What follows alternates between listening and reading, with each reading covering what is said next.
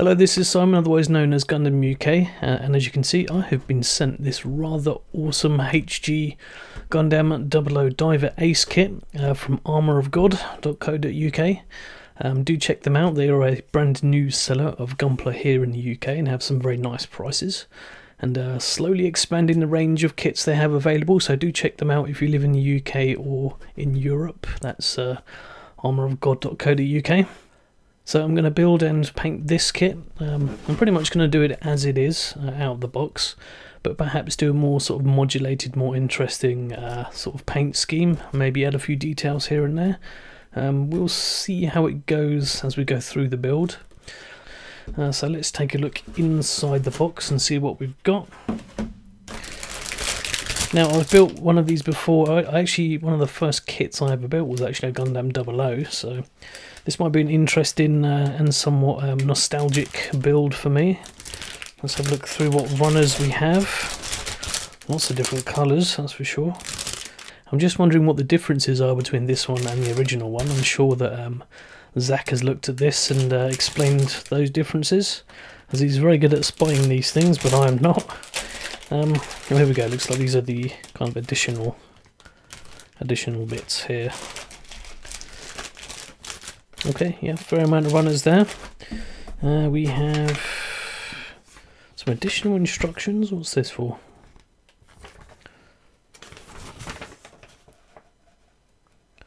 Alright, it's kind of like more assembly instructions. I've never seen that before. It's interesting. Maybe it's like the English translation. Oh no, it's already got English on here. Let's have a look through the manual here. Yeah, pretty straightforward. Nothing really massively complicated to do here. Shouldn't take that long, so without further ado, let's get the runners out of the bags and start assembling the kit. So that's the assembly now completed for this kit. No problems really, quite a straightforward build. It's been a while since I've actually done a HG kit, so it did seem quite small and a little bit fiddly in places, especially here around the head. But that's not going to be a problem when it comes to painting. Seam line wise, pretty good really, nothing to remove. I may take a look at these forearms here, as I do see a slight seam line, but I might just make a feature of those instead of gluing it together. So I guess the next thing to do is to just take it apart into its component pieces and start priming it up and getting it ready for painting. So I've mounted all the pieces behind me up onto their sticks, ready for priming, and I've also done a little bit of seam line removal here on the forearms. Just very simple. Got the two pieces, sandwiched them together using some Tamiya extra thin cement. I'm going to leave that for a couple of hours or so and then sand out any indication of a seam line. Also removed all of the transparent parts here, just keeping them in a tray for later.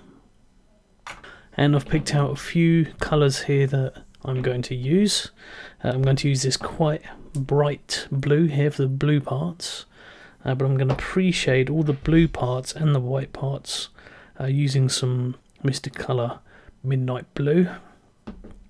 Going to use some 40th anniversary precious silver here for the blades. I'm going to use an off-white just for the white parts, basically. Bit of yellow for the yellow bits, obviously. Some graphite black for inner frame, and some red madder for the red parts. So without further ado, let's get on and start priming all of the pieces. So that's everything now primed and base coated. I've got a selection of pieces here that I've painted, and you can see here like the lower leg. That's been painted in this Mr. Colour GX Cool White. Base coated all of the grey pieces here in Mr. Colour GX Ueno Black. And for the blue parts I've used this sky blue, and I've mixed in a little bit of black just to tone it down just a little bit and make it this kind of off sky blue, which I quite like actually. And the next thing I'm going to do is just going to paint grey over the base coated black pieces, paint these parts in silver so we have a nice sort of shiny blade, and then we're going to start to mask off some of the different sections of the white parts around, say for instance this circular knee part here is going to be an off-white, while this is going to be a nice cool white. And I might mask off some of the blue parts too and make it sort of a tone up from its current dark blue, but we'll see how that goes. So let's get on with some more painting. So here are a couple of examples of where I've done some masking.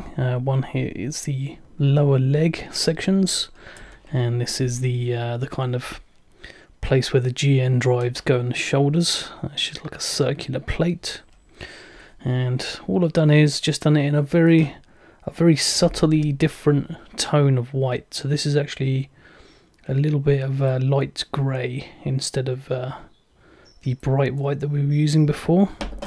So let's take off the masking and we'll see how this looks. And I'll probably fast forward this part because it's going to take me a few minutes just to very carefully unwrap this. So bear with.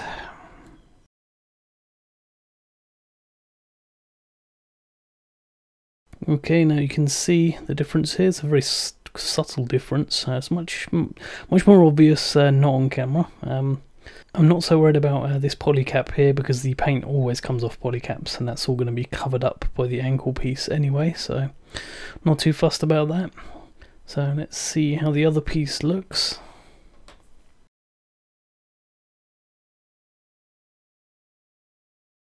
And there we go again, that subtle difference in the middle to the outer ring.